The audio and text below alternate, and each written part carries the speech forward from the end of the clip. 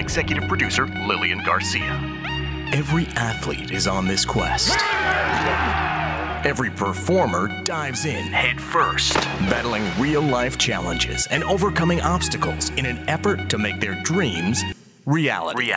Singer, speaker, and 15-year WWE host Lilian Garcia was the first woman to ever announce WrestleMania and is now the PFL MMA cage announcer. Oh, yeah! And now she's giving you an all-access pass to the human interest stories of elite athletes, extraordinary entertainers, and wellness experts. Now, let's embark on another fascinating journey of chasing glory with your host, Lilian Garcia. Welcome, everybody, to Chasing Glory. Oh, my gosh, I am in such a great mood. What a week. What a beautiful week, full of so many surprises, full of so much joy. And of course, I'm going to be talking about the Raw reunion. Of course, I'm going to be talking about the 100th episode of Chasing Glory, PFL. I mean, so many things happened this week. So let's get started. What do you say? Welcome to the show. If this is the first time you're listening to Chasing Glory, truly a huge, huge welcome. I'm so glad that you're here with us, and you've got a lot of catching up. You can always go back and listen to past episodes, listen to your favorite superstars and the interviews, because the interviews are those types that are really never outdated, because they're talking about their own personal lives and their journey and the chase for glory. And everyone has a different point of view and a different journey, a different story, set of circumstances that have happened in their lives, and it is all about overcoming it. All right, so make sure you follow the show at Chasing Glory Podcast on Instagram, at Lilian Garcia on Instagram and Twitter, and Lilian Garcia official fan page on Facebook. And the YouTube channel, don't forget about that, youtube.com/Lilian Garcia. Remember that Lilian is with one L in the middle. All right, so last week started, of course, with Monday Night Raw. It was the Raw reunion. It was unreal. So great to go back and catch up with some of my past colleagues that I haven't even seen in years, just to see where they are now. And everyone looked amazing. Everyone was in high spirits. Such a fun show. Great that I got the opportunity to announce again. That felt wonderful. And the welcome that you guys gave me, man, WWE Universe, really, you rock. Thank you so much. I have not forgotten the love, like, through the years, seriously, and I just felt it that night again, so thank you. And then, of course, what happened after Raw? So as soon as the cameras rolled off, I should say, well, Steve, Austin, and I had a little bit of fun in the ring, as we used to have back in the Attitude Era. See, maybe some of you don't know. Maybe some of you are even new to WWE. Back in the Attitude Era, right after we would go off the air, Stone Cold would get into the ring, and it was kind of like a show for just the people that came to the arena. It was a special thing for them. He would go in and drink beer after beer after beer. And one day he brought me in there to drink a beer with him. So I drank a beer. But I didn't want to get drunk, so I kind of wore the beer.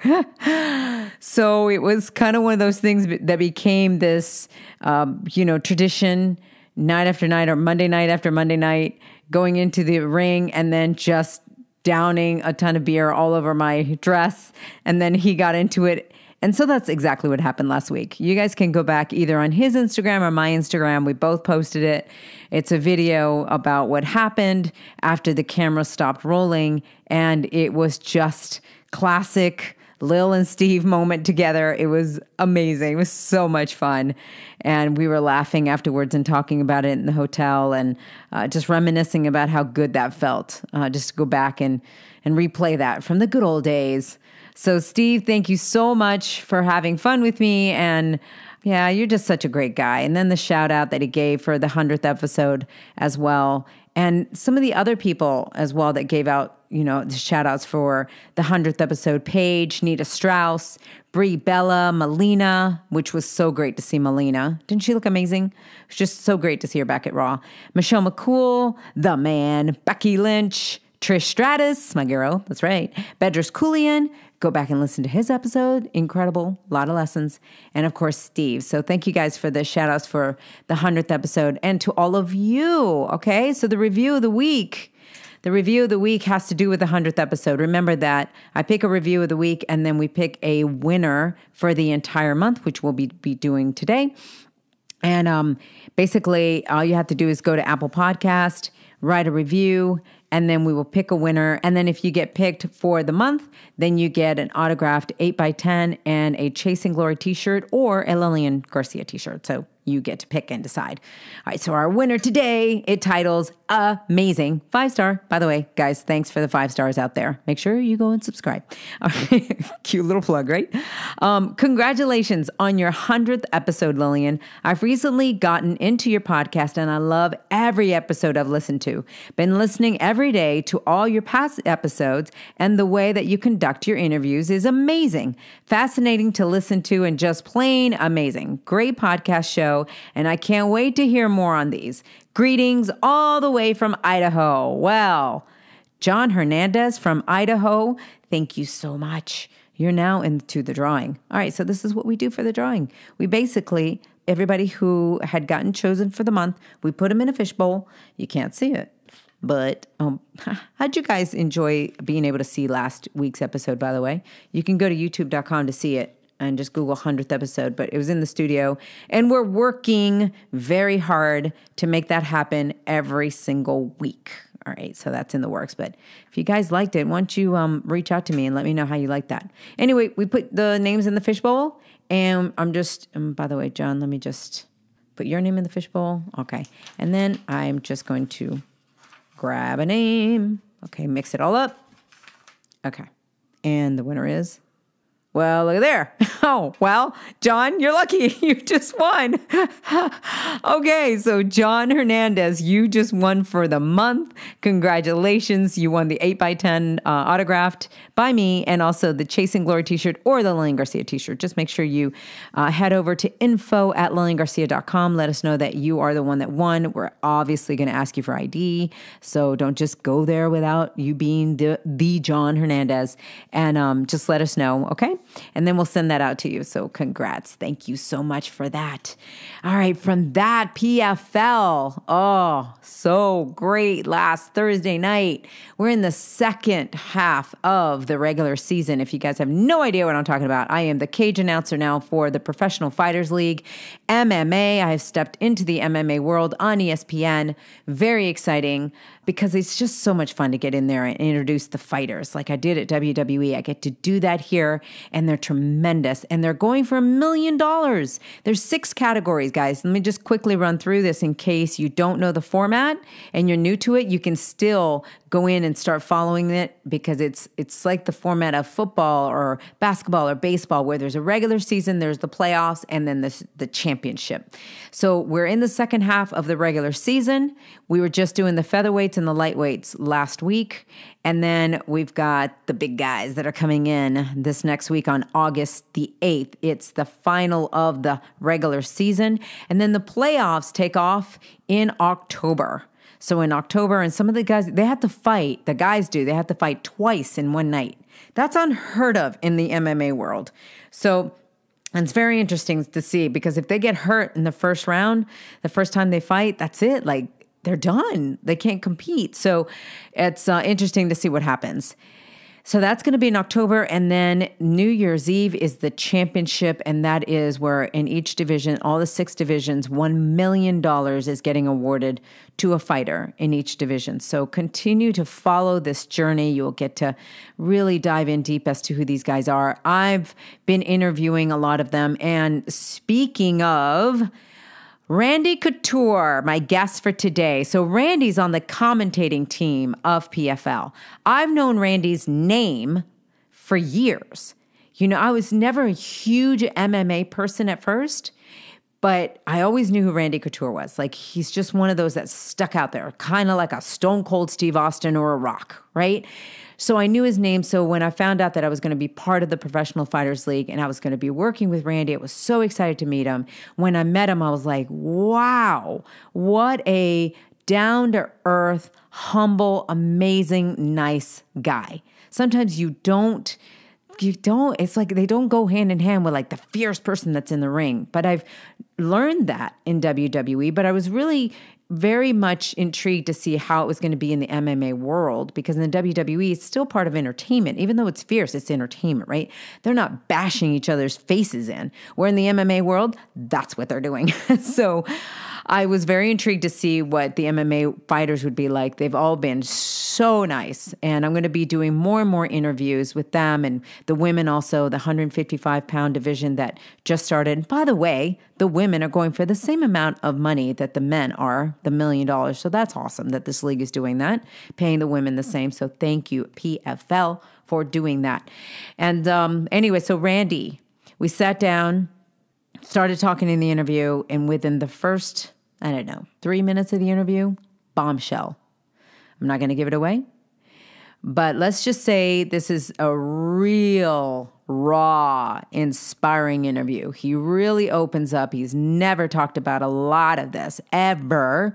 So you're going to see a different side of Randy than Randy just in the cage. You're going to see a Randy outside of the cage that is an incredible man, with some things that he's had to go through, just like the rest of us. And how perfect is this? The fact that he was part of the 101st Airborne Division when he was in the Army, and he is the 101st guest here on Chasing Glory. It's amazing how things just happen sometimes. So without further ado, here is Randy Couture's journey of Chasing Glory. The legend of Randy Couture started with humble beginnings. Growing up, he was a high school wrestler and would have success by winning a state championship during his senior year. He would serve in the United States Army, where he attained the rank of sergeant and still stayed very active in amateur wrestling. He would continue his success at Oklahoma State University, where he was a 3-time NCAA Division I All-American and would be a 3-time Olympic team alternate.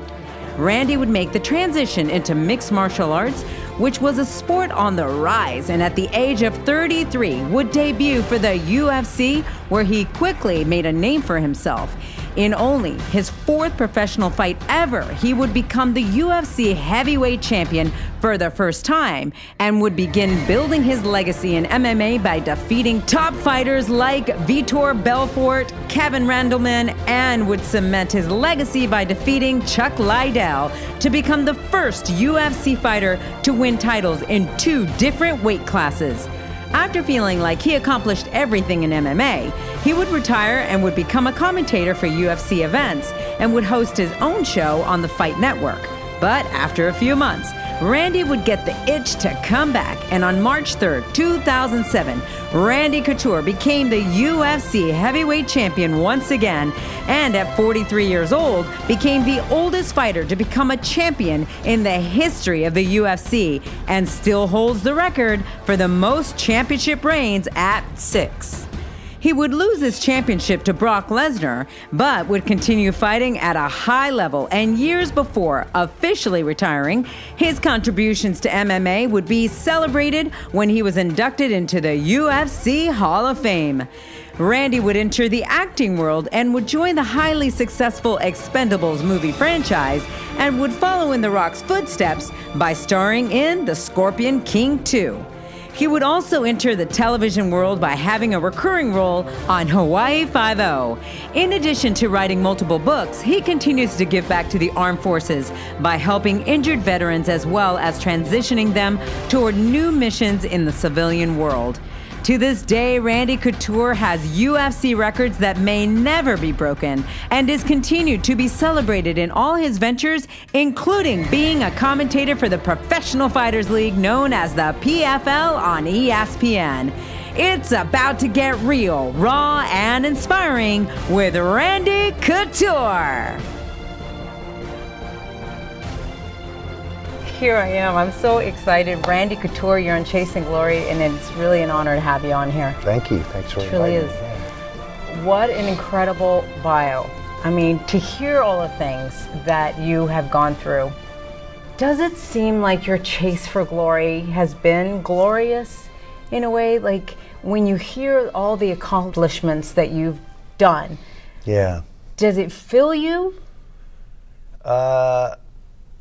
Well, it certainly hasn't been without its pitfalls and challenges.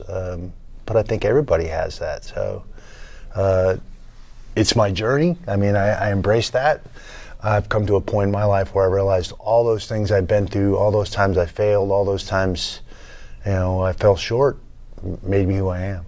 Yeah. So I think at some point in your life, you look at yourself in the mirror and you're like, hey, that guy's all right. And so rather than harboring a bunch of animosity for people that did you wrong or whatever, you have to kind of recognize that those challenges, that adversity made you who you are. And if you're okay with that, then you have to let go of that. You can't harbor, the first was my father, who was never around. And I call him father loosely because it turns out he wasn't my father. He was my dad. He gave me his name. Right. But he biologically, and I didn't find this out confirm this till about 2 months ago. So. Wait, what? What do you through mean? the wonders of DNA now. Yeah. I did a DNA test 3 or 4 years ago for, frankly, shits and giggles, just to see what was what, because it was interesting. Yeah. And it was odd because I thought, wow, I'm 25% Irish. I would have thought I was a lot more French, with a last name like Couture. And yeah. Oddly enough, right after the first season of The Ultimate Fighter hit Spike TV, I had this person that kept reaching out to me. Oh, we're related. And I'm like, oh, yeah, right. Okay. Yeah, yeah dude, okay. A little weird in your other life. Yeah. This person started naming off people in my family, some of whom passed away when I was a little kid. And I'm like, how in the hell does this person know this? And kind of piqued my interest. So I actually responded and reached back to that person. And then it kind of went a little weird again. My father just passed away. My uncle was consoling me at the memorial, told me this story about a kid that he never met that he has, and oh my God. And that's you. And I'm like, yeah, right, see ya, I'm out. Right. So I didn't know what to think, and I was in the middle of a divorce, which was nasty and horrible anyway, so I was kind of already a hot mess, and then you just throw this on top. And, right. Life knows how to pile it on. Yeah, exactly. So again, went back to thinking this person was maybe a little out there, and just because of television trying to attach themselves to me for some reason, and made some. I wasn't on the best of terms with my mother at the time because of the divorce. I had a 2-year-old kid going through this divorce. It sucked. It was awful. Yeah. And I confronted her, and she was being pretty hard on me about the divorce, and I confronted her, and it didn't go well. Consequently, we didn't really speak for about 2 years. And wow. This was right around the time the second and third Chuck Liddell fights. And I just wasn't feeling like myself. I was struggling. Wasn't training the way I was normally trained, and feeling like myself, and was ultimately led to me stepping away from the sport for a little while, and trying to let the dust settle. And that's when I moved to Vegas, kind of clear the decks, reset, start over, kind of. Yeah. And it was tough, but my mom assured me, even though we had this battle, and I confronted my dad, my father too, and he wouldn't say one way or the other. But the first time and only time I ever saw him cry, and which was confirmation in and of itself. Right. And but no one would. My mom just kept assuring me, a woman knows, and several times assured me that she knows that Ed, was my father, and then. Like I said, 3 years ago, I did this DNA test for shits and giggles, and now I get another person reaching out to me that is obviously related to me in a significant way through DNA, and I've never laid eyes on this person. I have no idea who she is, and it turns out she's my half-sister. And this person was telling me this story 15 years ago, around the time of The Ultimate Fighter, turned out to be true. It was, he's actually my father. And, dude, what does that do to you? Like all the little pieces. It shakes you up a little bit. Yeah. It shakes up your identity. Who the hell am I then, really? Yeah. And I've been operating my entire life under this pretense that I wasn't good enough for my own dad. Because he was never around. Even though he gave me his last name, obviously there was a lot of pain and a lot of things involved back then for him. And so he was never around. And I have 2 younger sisters. You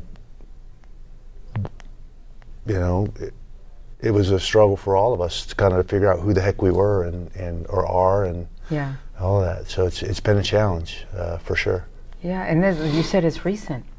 Yeah, well, you know, obviously the DNA proof kind of drove the final nail in. Okay, well, this is what it is, and at the end of the day, it doesn't really change a whole lot. I mean, I still am this person. Right. I still went through all those things. You know, that feeling of inadequacy, not even good enough for my own dad as a kid. You know, which used for motivation for me. I could have used that to make a lot of poor decisions, and not that I was perfect, but make a lot of other, you know, poor decisions and an excuse to fail instead of an excuse to go out and kick butt and do, you know, to succeed, to be better than that, to prove them wrong. Right. I mean, that's what it boiled down to.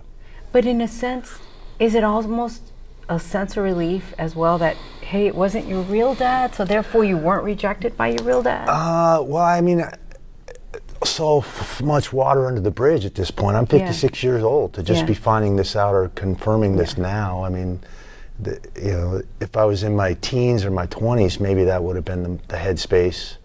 It's like, oh, okay, so you know, I've been completely operating under the wrong idea because, of course, he's going to be that way. He's actually not my blood. But that's not how it went down, and I still went through all that time believing that you know, this was my dad and my father.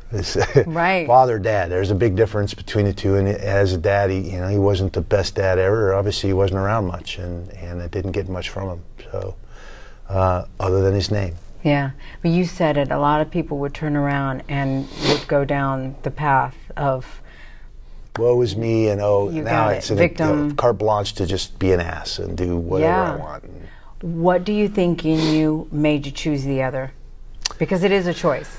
Well, I honestly think largely the framework that my mother set up as a single parent to raise 3 of us and keep us occupied, busy, and active, and that had to do a lot with sports. My coaches were important people. They were the guys that grabbed me by the scruff of the neck and kicked me in the ass when I needed it, and the guys that wrapped their arm around me and said, hey, it's going to be all right. You did all right today. Yeah. And, those were the guys that kind of filled that void in many respects. And thank God for them. Thank God for sports. Thank God for coaching. I see there's so many benefits. I think some people think it's just a competition, or no, there's so much more, like the teamwork. You know. Yeah. Well, it's a microcosm of life in many, many ways. You're gonna get knocked down. You're gonna fail. There's no way around that. Yeah. I don't care who you are. There's no way around that. And sports prepares you for that, to pick yourself up, to analyze what happened, to go out and do the work so that doesn't happen again. I mean, that's life. Yeah. So take me then, how did sports get into your life? Like, what was the first remembering? Soccer. Soccer? My very first sport, 5 years old.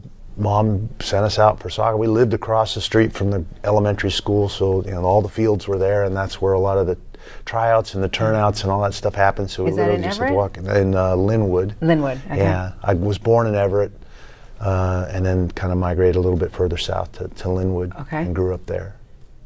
So with soccer, then tell me about what soccer, did you like and then it was baseball, and you know, the one sport my mom wasn't crazy about was football.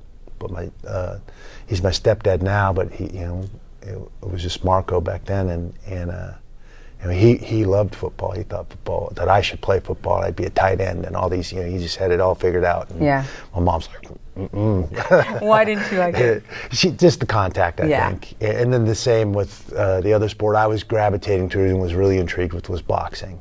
And she's like, oh, you know what? You can play football, but you are not boxing. Oh. I like that. So now she just laughs. She's like, I should have just let you box then and get it out of your system. Right? Holy cow. From MMA? I mean, Jesus. I think you kind of had a little bit of everything. Those little ironies, but... Did you like the sports? Did you like... I loved it. Yeah. Absolutely. And she put me in literally every lesson. I had tennis lessons. I had skating lessons. I had bowling lessons. Wow. You name it. I played it as a kid at one time or another. Sports camps in the summer, and she just kept us busy. she was working at the grocery store and doing all the other stuff she was doing to make ends meet, and I was in charge. I was the oldest and the only male, and here's the chore list, and that's just how it was, and which was fine. It was we had a great middle class upbringing, much through the hard work of my mother. How far apart are your sisters? 2 and 4 years behind me. Okay. So Yolanda's 2 years younger, and then Tracy's 4 years younger. When did you get put in charge when she was working? As long as I can remember. Yeah. Is that a lot for a kid? It can be, I think, but the oldest generally has those kind of responsibilities, and you're the first one that becomes of age to babysit the other two, and you're kind of we were raised with babysitters a lot because she didn't have any other options, and so by the time I was old enough, in my teens, early teens, then I was the babysitter. I was the guy who was in charge. So. Right. Does that make you grow up faster, you think? I don't know about grow up faster. Maybe, yeah. That you missed out a little bit? No, I don't think I don't think I missed out on anything. No, it didn't. I wasn't an adult. That's good. I still played on all the sports teams. Sleepovers, school dances, all those things that that we all know. Yeah. Times of fear, times of fun, and all that. I didn't miss any of that.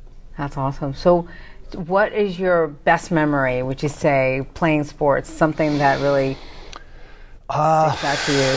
Well, I think the first time I ever set a goal and pursued it and achieved it was my senior year in high school.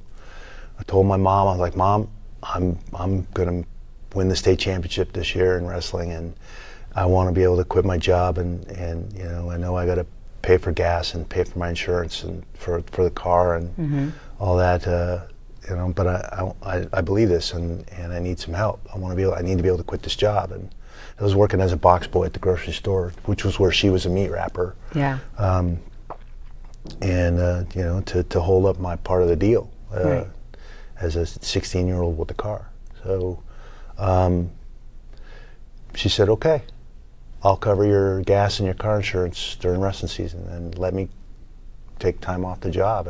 And I took that seriously and committed. It was the first time I got Arnold Schwarzenegger's bodybuilding book, trying to figure out how to lift weights and all this stuff. Right. I had no clue what I was doing, but ultimately, Thank God for Arnold. ultimately right? culminated in me winning a state championship that year. It all kind of fell into place, and ended up being a state champion in 1981 for the state of Washington. My senior year in high school, I was the first state champion in any sport for my school. That's it was amazing. a fairly new school, so everybody went bonkers.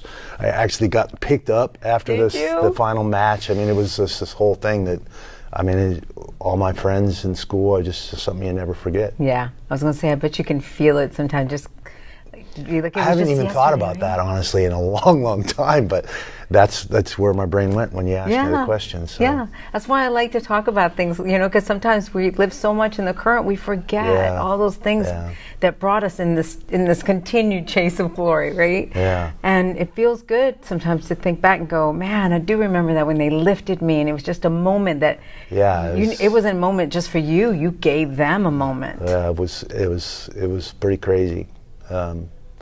But an amazing time. Why wrestling? What was it about? I had heard my whole life that Ed my dad was such a good athlete and a good wrestler, and so I got introduced to the sport by my best friend at the time, Bobby Stevenson, and his brothers were wrestling. So we went to the junior high meet to watch them compete. We were sixth graders, and they had a novice division, and they thought it was funny, so they threw him and I in the novice division. We'd never wrestled a day in our lives, so here I'm in a wrestling tournament. Wow. I got a bloody nose, and I pinned a kid with a headlock. I think you put two little 3-year-olds in here, and they're going to headlock each other. It's a natural thing. So I didn't even know what a headlock was, and so the junior high school coach, Coach K. Spear, remembered me in 7th grade. The next year I roll into junior high school, and he's the wrestling coach and the PE teacher. He's like, wrestling starts Monday, I'll see you there. He remembered me. So he saw something in you. So, and we're still good friends to this day. He's a great guy. he's one of those guys that taught me, first of all, fun and fundamentals and a love for the sport, and believed in me, and that's what I needed. Yeah, there's nothing like somebody believing in you, especially when you're younger. Growing up, you need that, and especially because you were lacking that in a way. Yeah, with a male absolutely. figure. And I don't think he realized it. We've talked a little bit about it now as adults. Well, me as an adult. Yeah. He's been adult the whole time. But we've talked a little bit about it now, and I don't think he realized the impact he had on so many of the kids that he coached that were in the same spot I was in, that needed that male influence, that positive role model, that somebody to literally kick you in the butt when you needed it, or grab you and give you a noogie when you needed it. Yeah. What has it meant for you to be a father now? The fact that the best thing I've ever been a part of. Yeah. Yeah. I have 3 amazing kids, Ryan and Amy from my first marriage, and Caden from my second marriage, and they're amazing. They're absolutely amazing. They've just been so much fun to watch them blossom, in some ways be a part of their existence and journey. Growing, Ryan's 36, he'll be 37 in August, and Amy's 34. Caden's 16, he's driving, just started driving. He's in Japan right now on exchange. Really? Yeah, so he'll be there. He was over there, just got over there I think a week ago, and he'll be there for 6 weeks. Summer exchange this summer. So that's exciting. Yeah. Is it scary to let him go to it? No, I'm excited for him, because it's one of the things I got to do my junior year was travel to Europe for. You did? I spent the whole year and a half working to save the money to be able to go and spend 3 weeks in Europe my junior summer, and man, just talk about open your brain. Experiencing other cultures and seeing things that I'd studied about in books in real life, like Notre Dame. God, I can't believe it's gone. I know. Me too, because I was there. So many things like that that it was just to see it come to life was so amazing. Yeah, I tell everybody, travel. It's amazing when you see other cultures and experience all of that. You're just not living in this bubble. Yeah. I think that was my first airplane ride, honestly, was to Europe when I was a junior. I don't remember riding. I remember riding some trains, but I don't remember being in a plane until that trip. And it was an amazing trip, amazing friends, saw a ton, and immediately realized how good we have it here. Yeah. So many things, from toilet paper to water out of the faucet that we take for granted, and going and seeing another culture or living. I lived in Germany when I was in the Army for 3 years. So. Wow, so I was going to bring up the Army. I want to talk about that. First of all, I didn't even know that, and I was like, no wonder you and I clicked immediately. I'm an Army brat. Oh, okay. So my dad was a lieutenant colonel. Oh, wow. Yeah, he was in there, that's why I was in Spain, because he worked for the American Embassy in Spain. Awesome. For 8 years. And so when here I was talking, reading, studying you, and I hear Army, or I see Army, I'm like, what? Yeah. Tell me, why did you join the Army? Got my girlfriend pregnant. Okay. We How old dated were you? 18. Okay. Got married at 18. Had Ryan, my first son, at the summer of my 19th year. Quick. Yeah. So, I was under the operating under the pretense that wrestling was gone. I was a one-time state champ. It wasn't highly touted out of high school. Walked on at Washington State. They still had a program back then in 80-81, and got that phone call. Guess that Thanksgiving break was a little more fun than than you should have. maybe. And again, everything happens for a reason. Right. At that time, it seemed like your whole life's getting turned upside down, and you find your way through it, and you survive, and have this amazing kid, and then ultimately 2 kids. From that relationship, Ryan and Amy, and that marriage lasted 11 years, and 6 years in the Army and 4 years in college, and so I don't know what I'd do differently, honestly. Yeah, you could say, well, that's let that be a lesson to you. Keep it in your pants. I love it. Either that or protect yourself. At least do one or the other. But looking back. I don't think I'd change a thing. Yeah. I mean, things just, they've worked out. It may have been upside down and backwards, but it worked out. And it worked out the way it was supposed to. You know, I think sometimes people feel like there's only one solution in something like that, and that is, well, let's just get rid of it. And I think that sometimes it does teach you, like, you got yourself into it. Yeah. Well, and I wasn't going to be like my dad. You know? Yeah. At that point, Ed was still my father, and he's the one that gave me his name, and he's the one that was never around, never paid support, never, you know, he was just, my mom was on her own. And so when this came on board, immediately that part of my brain kicked in, and I'm like, I'm not going to be like him. I'm going to be part of this kid's life. I'm going to raise this kid. I'm going to be a dad. And that's another choice that you made in the right direction, because a lot of people will just continue the family tradition of not doing that, not taking care, you know, and being exactly like your father was. Yeah, I guess maybe I'm a little bullheaded or a little stubborn. Awesome, but in the right way. That's awesome. You know, that was just how I'm wired, I suppose. But like I said, everything worked out. Yeah. But that's what ultimately led me to, you know, couldn't afford to continue to stay at college, and had literally already sold my car to get to college in the first place. Yeah. And so we scheduled the wedding for that February and got married, and then that following August, Ryan was here and born, and I was in the Army. Wow. Army life, how was that? I loved it. Yeah. I was always that kid where everything had its place. My room was neat, and, you know, my models and everything was laid out, and my friends would come over and throw their crap on the floor, and I'm like, hey, don't go there. I was just, you know, that was just my mind anyway. So the Army fit me very, very well. You know, I got to fold my socks this way and measure them and bounce a quarter off that bed. Okay, I'm in. Yeah. And so it suited me. It fit me very, very well, and ultimately led me back to wrestling and being on a wrestling mat, which I thought was gone. Yeah. And why did you leave the Army? I spent 6 years. I left the Army in '88. I got a college scholarship offer. I ultimately ended up being an alternate on the '88 Olympic team as a soldier. Yes. For Greco. Now, and that was by mistake, from what I hear. Now, that's what let's just say that's what research says, is that you were going to sign up for something else, and some paperwork in the Army got mishandled. Oh, or wow. something. That was what led me to a Greco match. Oh, right. Oh, okay. Greco match. So Got it. I was, you know, an E4 wrestling station in Central Europe. I'd never really wrestled Greco at all, or freestyle for that matter, which are the two Olympic styles. Yeah. But that's all they did in Europe, and that's all the wrestling programs for the Army and the military and at that time were all international. They weren't collegiate like what I was used to wrestling, but I'm like, I don't care, I'll do it. So I was wrestling the freestyle, which is technically most like collegiate wrestling, which I'd done all through school. Got it. I'd signed up for a freestyle tournament, and they had mistakenly put me on the Greco bracket 2. So I just finished a freestyle match.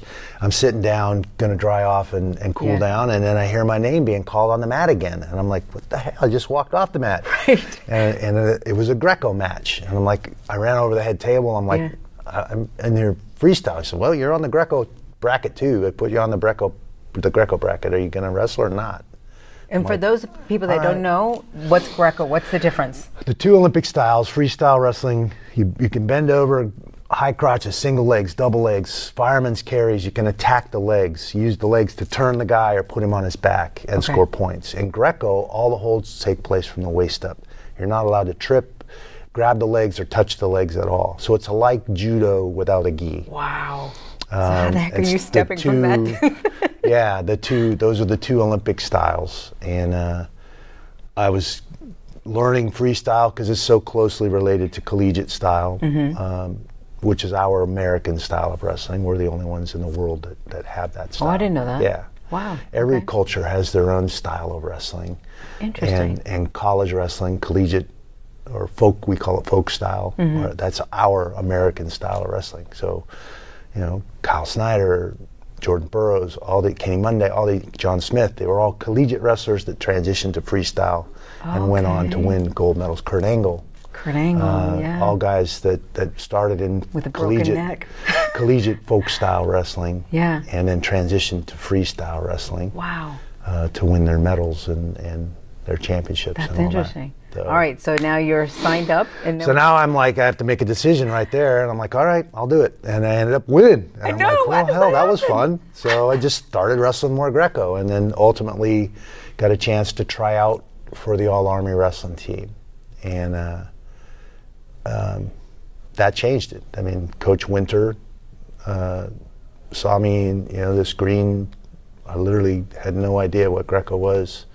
And he was a Greco guy. And the focus with the military teams is Greco, because that's, like I said, all these other guys have been wrestling folk style and all that, and then transitioned to freestyle. There was no way we were going to, when we all joined the service right out of high school, so there's no way we were going to catch up with all these college guys that had just advanced that much more. An opportunity for us to make an impact on the national and the international stage was through Greco. So the military teams, the Marines, the Army, the Air Force, and the Navy all focused a lot more on Greco than they did freestyle. Oh, wow. And it turned out to be my favorite style. And, I won 4 national titles, was an alternate on 4 Olympic teams and on 4 world teams in Greco. Yeah. In this style that I accidentally fell into in Germany. Do you believe in fate? Yeah, like I said, things just turned out the way they're for your name to have been on there, and you don't even know to this day who signed you up? No, it just was one of those things, clerical error. They put me in both brackets. That's amazing. Yeah. Because had that not happened, I might not have found what, in most people would consider my calling, the thing that kind of in some ways made me, the athlete that I am today. Yeah.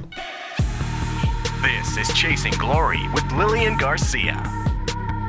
I'm interrupting this amazing interview because actually I just want to bring you something that's very good for you. And instead of me talking about this, I have talked about it, as you know, over the weeks. If you've been following my show, they are the #1 sponsor of Chasing Glory. I adore these guys because I adore their products and I adore that they believe in the show as well. And so I wanted to have them on here. And I'm talking about Couture Nutrition. Now, if you've heard me talk about it before, I want you to listen to this because I decided instead of me telling you how wonderful they are, I went to their review page because it's the people out there that are using the product as well as me, but them as well that I want you to hear from. It's one review here says, within 1 day, I noticed a difference. I feel fine, which is incredible considering I'm usually on edge thanks to anxiety. I took some in the afternoon and I took another dropper before bed. I didn't wake up in the middle of a night overthinking something or just in a full state of panic. I still woke up in the middle of the night, but I was able to fall back asleep right away. I legitimately feel fine for the first time in years. I'm so grateful. That's amazing. Love this stuff. Mostly take it in the evenings to relax after work while cooking dinner, doing yoga, watching Netflix, or going for a walk. Definitely notice my anxiety reduced. I feel less rushed to get things accomplished, and it's easier to fall asleep. Will be purchasing again. And then here's another one from Matthew. This stuff is absolutely incredible. I noticed an instant calming effect and can't go a day without it now. I've dealt with anxiety ever since I was diagnosed with cancer, and nothing seemed to help except this. I finally feel my mind is at ease, and I fall asleep so fast at night, just after 1 drop. So amazing, we'll purchase again. So those are just some of the reviews, and this was from the oil, because every product has a different review. But everything has 5 stars. It's incredible. There's a reason for it. This stuff works. So if you're dealing with anxiety, you're dealing with stress, you're dealing with depression, sometimes your endocannabinoid system is off kilter in your system. So this helps it and balances. And I love that the founder of this was going through severe depression, really was so at the bottom of where he wanted to commit suicide. And he decided something's got to change. I've got to do something about this, which is why he then started this company with CBD and has done nothing but put the finest hemp-derived products together. They are a Colorado-based company. They've got their own fabrication there, so they're not like getting it from, let's say, another country. No, this is right there done is what they call farm to table, right? So that's why you know that everything's so controlled, because they're doing it in-house, so they know they have quality control that is the highest. Cured Nutrition. They also have tinctures, they have nibbles, they have cookie dough, they have spices, they have also the balm. If you've been exercising and you're sore, you just put on the balm. What I love about the balm is you don't have to scoop it up with your hands and get your hands all greasy. No, it's like a roll-on. So you just put it on like a roll-on, and then when you need more, you roll it up. So you never have to touch the product. Now remember, there is no THC in this product. So therefore, you're not going to get high from it. This isn't that, other stuff from the CBD that gets you where you can't even function. No, this just calms you, but you're still being able to be active, which is important. And that was another review that I read, a mother that talked about, like, I needed to chill. I needed my anxiety levels to be down because I needed to be better for my kids, but I couldn't be high because then I couldn't function with my kids. So she said, I love this because it doesn't have the THC in there. So therefore, there is no psychoactive component. I could be calm around my kids, but I could still be alert enough to be able to do whatever I needed to be there for them. So try it, CBD, and it's Cured Nutrition, curednutrition.com. Make sure you use the promo code GLORY for 15% off. You can use that promo code GLORY every time you even reorder. All right, so curednutrition.com, promo code GLORY. curednutrition.com, promo code GLORY. Check it out for yourself. You're going to love all the products from the Rise and the Zen and all of it to just make your life a little bit better and less on the edge. All right, curednutrition.com with the promo code GLORY. Now, more Chasing Glory with Lilian Garcia. How was the transition then from wrestling and all into MMA? Interesting. I did it on a whim. Yeah, I saw Mark Coleman and Don Fry competing in the UFC and in MMA. Knew them well from collegiate and freestyle wrestling, and so I was immediately intrigued and drawn to the sport, and then saw a big fat paycheck as well. A chance to be a professional athlete is a huge deal. Right. So here I am working as an assistant wrestling coach, at Oregon State, scraping by. You make $25,000 a year as an assistant wrestling coach, and then you're lucky if you make another $10,000 if you work your butt off in summertime doing summer camps and teaching kids. And I had 2 kids and all of that at the time. So, we weren't high on the hog by any stretch of the imagination, but we were having fun and we were getting by. And then this opportunity kind of presented itself, and I was like, yeah, that looks like fun. I'll try it. and next thing you know, thank God you did. One of my friends actually filled out the application. Why? We were at a wrestling tournament in Vegas, the college invitational. I was coaching Oregon State. He came over from California to watch because he's a wrestler. And we started talking about the UFC and all that. He's like, oh, dude, you should do that. I know how to get the application. I'll send it in for you. And I'm like, wow, okay. So Jim Townsend sent it in. They said, we got enough wrestlers right now. We'll put him on our alternate list. We want more exotic martial artists, but maybe we'll need him in the future. We'll put him on the alternate list. This was in December of '96. Okay. So he's like, oh yeah, they said they'll put you on their alternate list. I'm like, okay, cool. And I was wrestling for the national team and coaching. That was life. And that spring of '97, I get this phone call and said, hey, you're on the alternate list. We got this tournament in 3 weeks. We're having trouble filling the spot. Do you still want to fight? And I'm like, yeah. 3 weeks later, I was in my first fight. So. And the rest is off and running. Yeah. That was amazing. Yeah. A year later, I resigned from my coaching position at Oregon State to pursue fighting full time. The head coach at the time, Joe Wells, wasn't crazy about the fighting. He thought it was bad for wrestling, and there was a lot of unknowns about MMA at that time, or no holds barred, or whatever you wanted to call it back then. Right. And he just thought it was bad for wrestling, and wasn't crazy about the fighting, and he kind of forced me to make a decision. And at the time, I was a little miffed about that. I'm like, man, come on, there's nothing wrong with this sport, and look at the display these wrestlers are putting on, what wrestlers are all about, and how strong wrestling is in this. I mean, it's good for wrestling, and that was my opinion. His was the opposite. He thought it was bad for wrestling, and he said, "What are you going to be? You're going to be a coach? You're going to be a fighter?"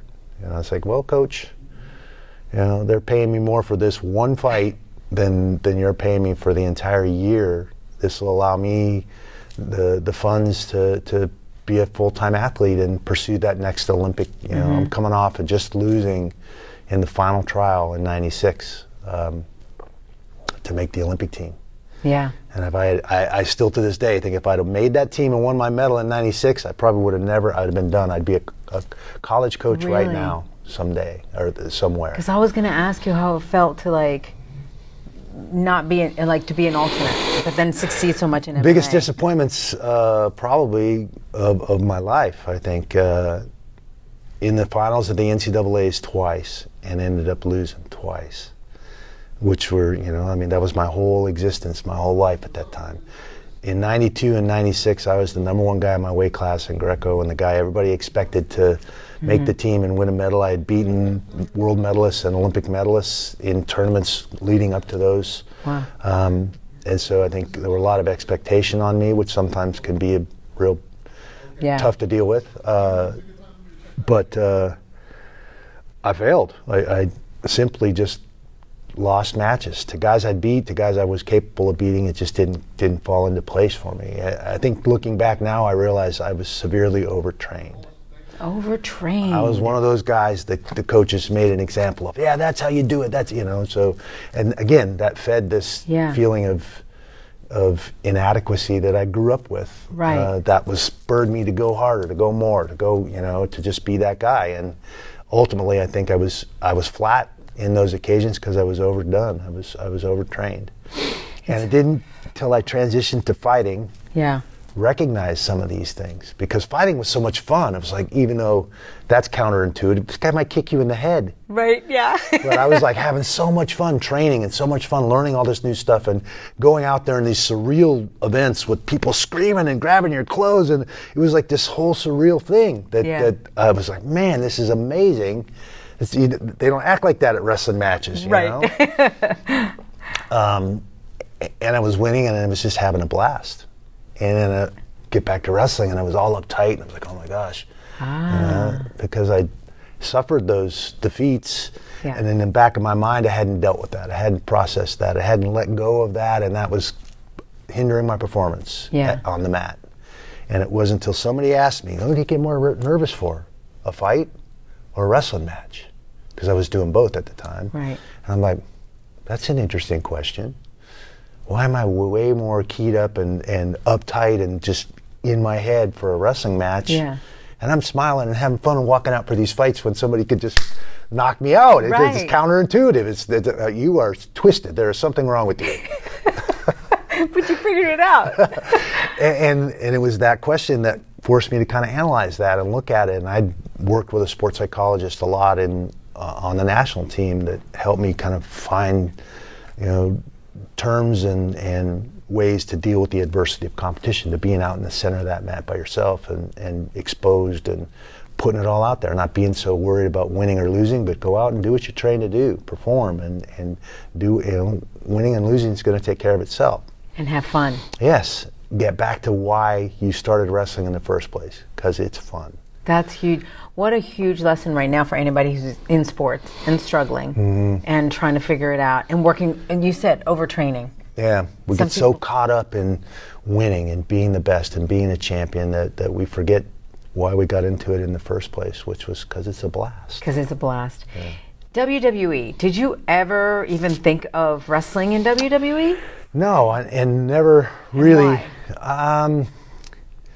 I think early on as a kid, watching Lumberjack Luke and Jimmy Snuka and some of these guys perform, I realized at some point that it wasn't wasn't a sporting endeavor. Yeah. And that it was all kind of, at some point your eyes become attuned enough to realize that it's kind of set up and all the things that are, it's entertainment, absolutely, but it and that kind of went against my wrestling, my amateur wrestling roots in some ways. Yeah, you like. So even though I was never given a serious offer, like, oh, we would love you to come, be part of this, or it wasn't anything I ever pursued or considered either for that same reason. I can understand that because you definitely have a competitive nature in you. And you said actually trying to prove or get your dad's attention helped that. Yeah. So in a way, that was actually a silver That's what I was blessing. locked into, yeah. Yeah, because you wouldn't have been you and what you've given to the world had you not had that, probably. I think things, like I said, they tend to work out how they're supposed to work out. If you just have a little faith, you gotta step back, let go, and say, hey, you know what, there's a reason this is happening. This is going to turn out the way it's supposed to. So your UFC run, would you say was that like? I think those failures in the NCAA finals and the Olympic trials prepared me for the volatile, rough sport of mixed martial arts, because I've obviously been up and down and all around in the sport. But you know what's crazy? It's when I see in your bio, winning 6 times, that's incredible. And then I think it's like you and one other person, maybe. I don't know if all the stats are exactly right, but you're that you won in both classes, in 2 classes. Not too many people have done that. But then you won 4 of your titles over 40 years old. Like, who does that? No. That's incredible. Yeah, I mean, wrestling in many ways prepared me. I was, wrestling for the national team and wrestling and competing at a very high level when I found the sport of MMA. And so that fitness level was high. I was mature. I was in my 30s. I was almost 34 when I had my first fight. So it was already settled. It wasn't like I was a 20-year-old kid who, give a 20-year-old kid $25,000 and see what happens. God knows what he's going to do and what might happen. So I was settled. I knew what I wanted. I was focused and didn't have a lot of distractions or anybody leading me down the wrong path, fortunately.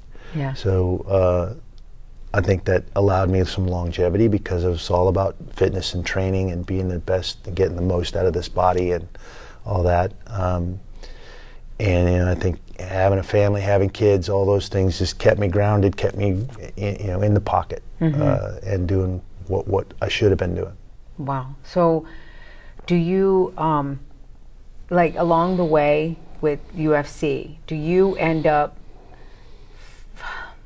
trying to figure this out, like, because people's journey can be so different, with everything that's going on at home for them and life and all.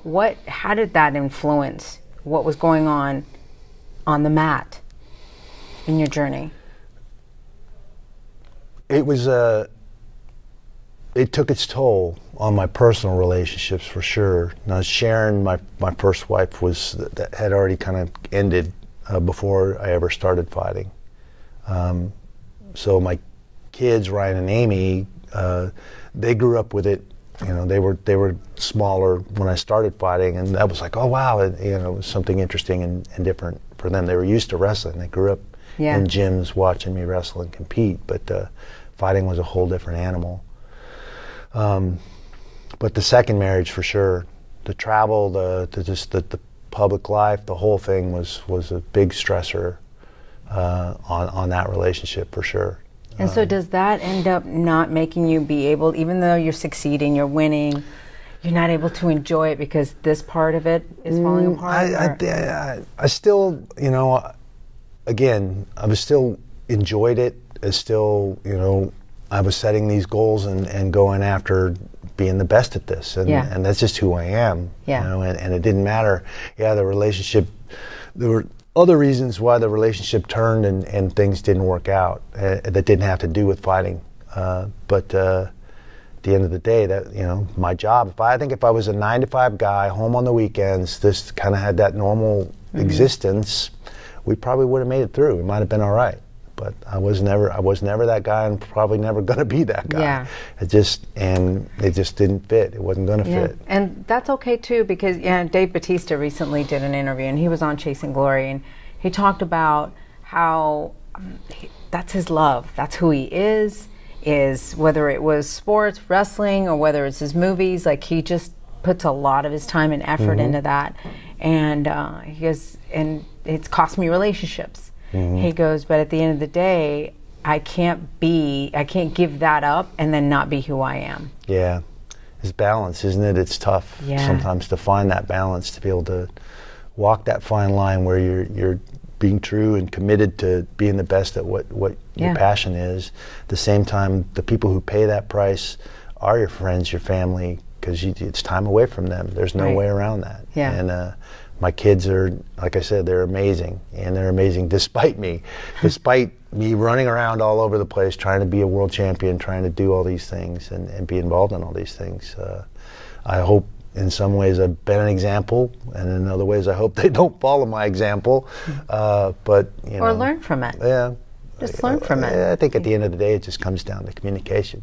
Yeah, absolutely. They're amazing kids, and I get to talk to them, and we're open and honest about, just about everything. So. Yeah. You got inducted into the Hall of Fame for UFC. Why did you come out of retirement and feel like you had more in you? Yeah. Well, I stepped out of the sport then. That was kind of the culmination of the divorce. And it was nasty. It lasted over 2 years. And I wasn't, like I said, I wasn't myself. That's why I moved to Vegas to kind of clear the decks and reset. And just didn't feel like myself. And after the third Chuck fight, I just knew I wasn't getting the job done. I literally walked into that fight at 203 and didn't cut a pound. Oh, wow. From the stress and everything else that was going on. So it's just like, look, I got to step away. I can't, I'm just not getting it done. A couple losses in a row, lost to him, twice. So I retired. Started commentating for them at that time, and was still having fun, loved being around the sport. Extreme Couture was just up and running and taking off, and went into a grappling match with Jacare in the PSL Professional Submission League. Rico Ciparelli was my original trainer and manager, and he started this thing, asked me if I wanted to do a match. And I'm like, yeah, that'd be a blast. So, it was a really cool event down in Santa Monica. Felt like one of the old USA versus Russia dual meets. Oh, I just got into it, and I was like, man, those competitive juices just came out, and I was like, man, I got more to do. I'm not done. And one thing led to another. I was still commentating up at Arco Arena in Sacramento, watching Jeff Munson and Tim Sylvia fight in the heavyweight division for the heavyweight title, and it was a snoozer. Right. They would see the guy would engage. It was just this, watching grass grow would have been more fun. And so, a week or so later, I'm at a birthday dinner with a friend of mine, and he'd been harassing me since I retired. Dude, you need to come out of retirement, fight the giant. Really? Come fight the giant. That's what he kept calling Tim Sylvia. And I'm like, dude, get out of here. You're out of your mind. And he's like, no, you can beat the giant, man, I'm telling you. And he just, every time I saw him, every time he texted me, that was it. And it was his birthday, so we're having sushi. He's like, first thing out of his mouth, Yeah. Like, dude. So I'm like, watch this. So I'm goofing around, and I text Dana White from that dinner. I was like, hey, that was like watching grass go. I could beat either one of those guys, just being an asshole. And he didn't text me back. He called me immediately. He's like, are you serious? I'm like, yeah, dude, I can, yeah. 3 weeks later, that fight was inked. That is crazy. So, I have Joel. He's the one that kept harassing me. He's the one that prodded me to come out and fight Tim. And and I've loved Tim. Tim's, and Tim didn't always endear himself to the fans. He, in a lot of ways, he came out unintentionally as the heel in a lot of situations. But I liked him. He stayed in my house for 3 weeks just before he beat Rico for the title, and trained with us, and I did work him over pretty good in those times. But he was really green. But he's giant. I mean, you had to really find ways to work around his size, and so I broke him down technically and tactically based on that experience and watching his tapes, and felt like I had a really good shot at winning. Nobody else did, which is kind of how my career has been almost from day one. Yeah. So how good did that feel? Absolutely my favorite fight, for sure. Yeah. I worked so hard on that opening combination, left inside low kick, overhand right, left hook, and executed it in first contact, and he fell down, and I was just standing there like, oh shit. Oh my God, he fell over. Wow. Yeah, it was crazy. And that crowd, I mean, that was the loudest crowd I'd ever heard. It was only, I think, 22,000 people in there, but at that time in North America, that was the biggest crowd they'd had. So, wow. And they were so loud, I don't think they sat back down after that first 20 seconds. It was crazy. And your friend, was he there watching this? Oh yeah, he was there, absolutely. I bet. Yeah, absolutely. And I bet since he was like, I told you. Yeah, now he's since I retired this time, he still tries to play that. Come on, man, one more, you can do this. So tell me, because I have to bring this up, obviously a lot of my fan base here watching Chasing Glory is from wrestling. This is my background. You wrestled Brock Lesnar. Yeah, I fought Brock, huge guy, and amazingly athletic guy for a guy that size. For a guy 290 pounds, he moves really, really well. I mean, it's hard to find training partners to mimic that, to get you ready for not only that strength and size, but a guy that can move that quickly that's that big. Yeah. Obviously, I think the ultimate undoing for me in that fight was how long he is. He looks so thick and muscular that you don't realize he's got a 90-inch reach and can reach you. So, I rolled and his just kept unfolding and hit me right behind the ear with a straight punch and put me on my keister. And then the sun disappeared. He came down on top of me and it was like, where did the sun go? I love that. Where did the sun go? I couldn't get out from underneath of him, but I felt like I had him going. My game plan was solid, and most people are like, "You're out of your mind getting in a cage with that guy." But I've wrestled tons of heavyweights and fought other guys. I mean, Tim's bigger than Brock is in a lot of ways. Doesn't move as well as Brock does, but he's a bigger guy than Brock. But it's just that's the fight game. Yeah. Sometimes you're the bug, and sometimes you're the windshield. Where'd the sun go? I love that. So are you still glad you took that fight? Yeah.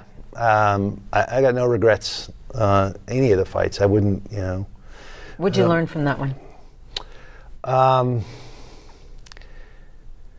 I think just to stick to the plan, have confidence in the plan, it's just one of those things. I don't think I made a mistake necessarily. It's just how it unfolded. And in the sport where it's action, reaction, that's just how it is sometimes. Like, what was the plan that to make him wrestle. Oh, to make him wrestle. Yeah, and in order to do that, you have to engage in that striking realm. I wasn't trying to stand around in front of a guy that size, but stood around long enough and got caught with a shot. And didn't get to him and make him wrestle me and pummel with me and keep him trapped on the fence as much as I could. And I felt like if I had him on the fence, I could take him down. I could get to his hips and take him down. And had him up in the first round and he locked onto the cage. That is just how it is. It's just what happens. So. I think a lot of people underestimated Brock. Definitely going into the sport. Yeah, I think because he lost that early one to Mir, got caught in the knee bar and submitted. He's just a big, they didn't give him the credit he deserved. Obviously, I knew him from the wrestling world. I watched him in at Minnesota win an NCAA title or two, and knew he was a damn good wrestler and a damn good athlete. Yeah. And I always felt like when they matched me up with other wrestlers, that's my background, that's my strength, that's how I tend to win fights. So it's going to make it a much more difficult, much more interesting fight. If in some ways those two things kind of negate each other, and now we got to figure out the rest of this out and how we're going to dance. Yeah. Well, from one WWE superstar to another, you got to work with Stone Cold Steve Austin, my buddy. Yes, he is awesome. I love how you and I actually sent him a message the other day. Yeah. Hey, buddy.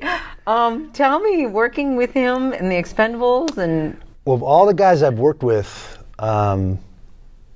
he was the biggest fan of the sport of MMA. And we would ride to and from set in the vans, and he would ask me a million questions. He knew everybody's stats, everybody's names, and I'm like, this guy was 10 years younger, he would be fighting. No doubt in my mind he would have tried MMA. And I think at that point his knees had already been beat up, and he was focused on the other stuff that he was doing that maybe was a little less physical. But there was no doubt in my mind he would have been a fighter. Yeah. He's certainly big enough, strong enough, great athlete.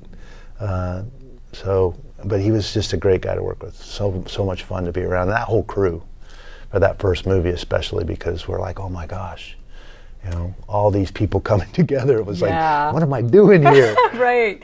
Tell me about that. How much fun it was to work on the movie. It was just a great experience, and I think everybody assumed because all these alpha males are coming together, there was going to be a bunch of posturing and nonsense, and there was absolutely none. I felt like I was back on my old high school football team, and we're gearing up to go do our thing, and we're telling jokes and having fun, and it was just that kind of atmosphere. Yeah. And then, 2 years later, we'd come back and do the second one. It's like, who are they bringing in this time? And it was like we never left. It was like, it was just a fun, great group of guys to be. Do you wish there'd be Expendables 4? Oh, it's coming. It's coming? Oh, yeah, we're starting in October. Oh, you do? Yeah, I just got the script. So. Oh, that's awesome. Yeah. Is Steve in it? No. Unfortunately, I killed him in the first one. Oh, that's right. That's why I want to say. say. Have to bring back his evil twin. Could you bring back his evil twin? That's great. They do it in was it soap operas all the time? Yeah. Why not? Why not? Or as a past something in past or whatever. Yeah. It'd be fun to have him back. But you've had a tremendous career. You've had a tremendous just run in life, I should say. What would you say is some of the biggest lessons you've learned throughout your life that you want to share? I think the biggest thing is finding that confidence and belief in yourself, and learning that we all have that crazy roommate, that voice in our heads that says we're our own worst critics. That voice in our head sometimes says some of the craziest stuff. Nobody in their right mind would ever say that stuff to you out loud. Right. But realizing that you control that voice doesn't control you. You get to choose. I can step behind that voice anytime I want, and I get to choose whether I engage and react to any of those things that voice says, or anybody else says for that matter. Yeah. It's a mental skill, and it's a mental skill that athletics and fighting and the individual combative sports like wrestling taught me, because you're never more vulnerable than when I'm standing in that cage in front of 20,000 people or on that mat. I'm by myself. I'm out there. I'm never more vulnerable. So learning to control that voice, shut it down, give it the positive, affirmative things to say, because that's what you have to do, and then go out and do what you trained to do, and let that happen. However, you can't control that, and realizing you can't control it is a big stress reliever. Let it happen, and guess what? Those mistakes, those losses, those are important. People, everybody wants to avoid pain and avoid that, and those are the most important things. I never watched the fights I won. I watched every single fight I lost multiple times. That's where the growth is. That's where the mistakes were made. There's where I can do better. There's where I can not only be a better athlete, but at the end of the day, a better person. Wow. And so embrace that adversity, embrace those things. Yeah. Because that adversity brings change, and change is good. You need to continue to move forward and progress all the time. That's what the sport, both the sport of wrestling and the sport of fighting, allowed me to identify and control that crazy roommate, give him those positive things to say, recognize that you don't have to engage in everything that's going on there or anything else for that matter. You have a choice. Execute your choice. I don't want to engage in that. I'm going to be polite. I'm going to smile. I don't care what you said to me. It doesn't matter. I get to choose that engagement. Nobody else gets to choose that for me. Assuming responsibility for myself. If I lost out on that mat, and I did that plenty of times, it was because I did something wrong. I made a mistake. It can be very simple as, I just didn't slip far enough, But ultimately assuming responsibility for yourself and recognizing that you're the one that's in control, that you're the one that gets to choose what you engage in. If I listened to that little voice, I'd be out running sprints 3 days before the fight because what if I get tired? That little voice starts chattering, and it'll talk you into all kinds of stuff if you let it. I call them the menehunis. I called my crazy roommate. I like that, the crazy roommate. I caught on to that. I was like, that's funny. Because sometimes it's more than just one voice. Sometimes it's like they're both on this side. I'm like, shut up. Devil and your angel. Yeah. Seriously, trying to knock them off. Get away from me. Because it's crazy, all the things that we can say to ourselves. It's insane. Yeah, absolutely. Absolutely. Yeah. So what now with PFL? It's so fun. Us both now here working at PFL. This is so great. How's it been for you? Yeah. It's been fun. Yeah, really fun. And they presented this format when they were in the rebranding process from World Series of Fighting to PFL, and I was like, wow. Tournament, huh? Two times in one night. I haven't done that. They're seeing that in a long time, and I had questions too. How are these fighters going to deal with that? And that adversity. And man, I tell you what, I've been pleasantly surprised. These guys have really stepped up. It's been so exciting and fun to be a part of and to watch. And watch them compete, watch them overcome that adversity, go out there and let it out. Let it hang out. It's been a blast. And fight so soon after a previous fight. Absolutely. I'm sitting there wondering how the heck are they healing, and some of them aren't. Some of them are having to drop out before even they continue to the next one. Yeah, but I think most of them have really, really taken care of themselves and really sharpened the tools and got it down to be able to. Do you think also now we have more things, technology of ways to heal? Like you have the cryo, you've got all the floating tanks, you got so many things that definitely help. Absolutely, and I think that CBD. I think that right? Those things all allowed me some of the longevity I had. We get smarter as we get older. We don't do some of the stupid crap we did when we were younger. Plus the science of athletics, what used to be 30 was that kind of barrier that not many people broke, is now I think become 40. Yeah. And myself and a lot of other athletes are competing at a very high level well into their 40s, and that's becoming more the norm, and I think a lot of that's because of the science of athletics. Do you miss it? Like being at ringside and you're calling matches, do you still go, oh, man. I think I will always get that, let me in there. Yeah. But at the same time, I'm confident and comfortable with my decision. I went out on my own terms, and I think that's a rare thing in athletics these days. So to be able to make the decision myself, which took me a while, but I think once I made the decision and took that step, obviously under the circumstances that it should be under. I think the first time I stepped out, it was a completely different set of circumstances and the wrong reason, to retire. I think I agree with it. I needed to step back and step away, but you don't want to have to do it under those circumstances. So this time, it was because it was time. You need to know when to go, when to step away, and especially in an individual combative sport, we can do a lot of damage. We can be our own worst enemy sometimes. Yeah, overdo it. But it's such a big part of who you are. It's hard to just walk away from it. If somebody told me that I couldn't announce anymore, I couldn't sing anymore, I couldn't use, I'd be like, wait, what do I do? And we're seeing this in professional athletes and soldiers that are in transition from that identity to what are they going to do now, and as they struggle, it's huge, which I hope there's going to be more emphasis on. I definitely want to talk about that more and more, as far as just bringing awareness that we have to check out our MVP program. What do you have? Merging Vets and Players. Oh, that's amazing. With Jay Glazer and Nate Boyer founded it in LA at Unbreakable at our gym there. And Unbreakable. Yeah. Oh yeah. I keep hearing about it. A year later, I got tired of saying we need another branch. And I'm like, I own a gym in Vegas. That's it. We're starting it next month. And so kind of started the MVP program, the chapter in Nevada.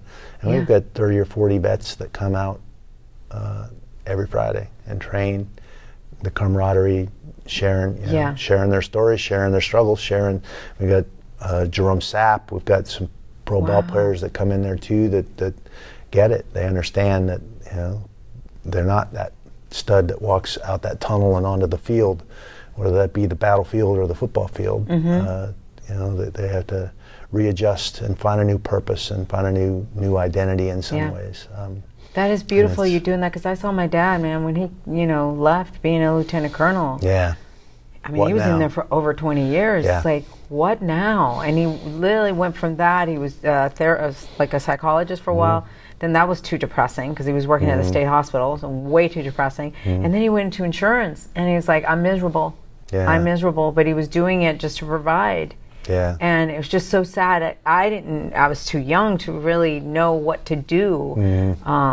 So it's great that you have a program like this. Yeah, we're excited. It's growing. So if someone's interested we're in to Chicago, get in. we're in Atlanta, Wow. We're putting the funds together to open our Manhattan branch. So we're coast to coast now. And so if someone's interested to get in, how do they do that? If you're in LA, if you're in Vegas, if you're in Chicago, if you're in Atlanta, look up MVP, vetsinplayers.org.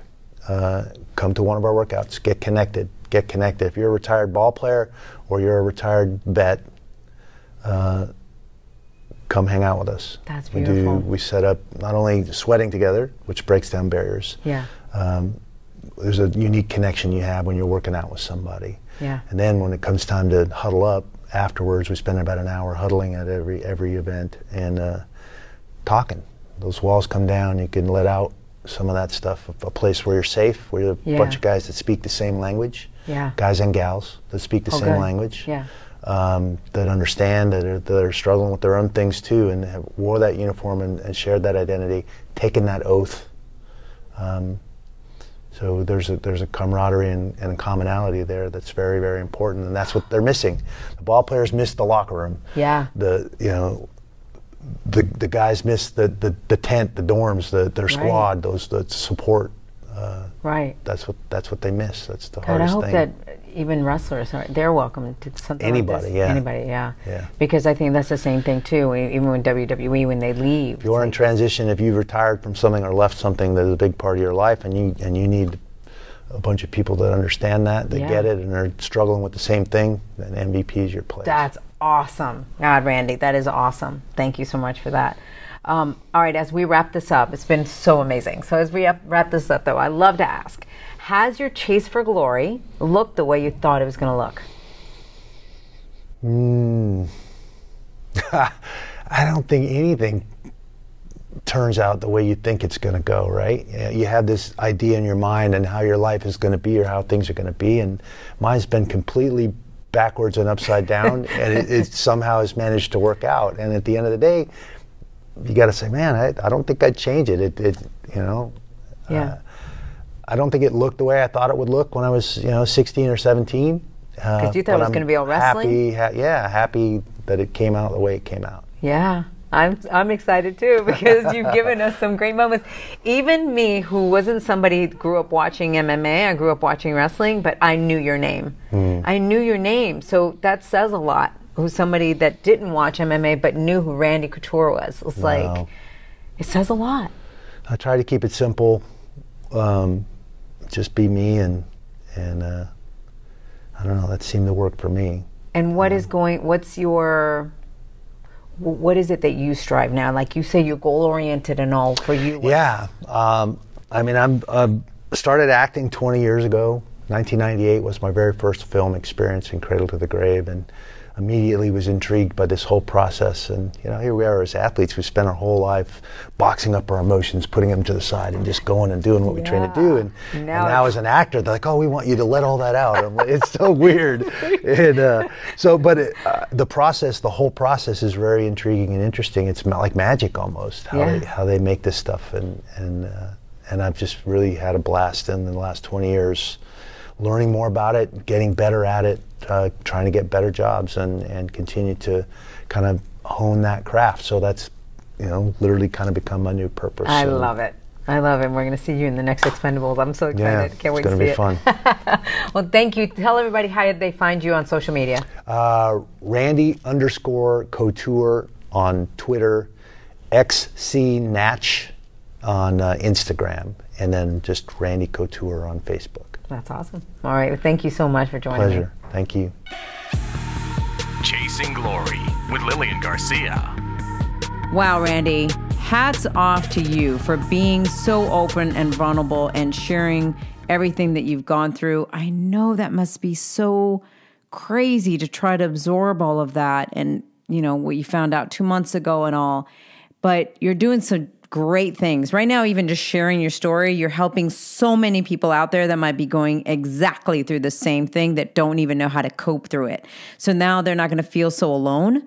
So you're a great example, especially, making that choice of even the way your father was early on with you, that you could have gone down a different path. And instead you're like, I'm just going to be the best version of me that I can be. And that is a beautiful thing. And I love what you're doing with your organizations. I want to remind you guys, it's vetsandplayers.org, or his own personal one is xcgif.org.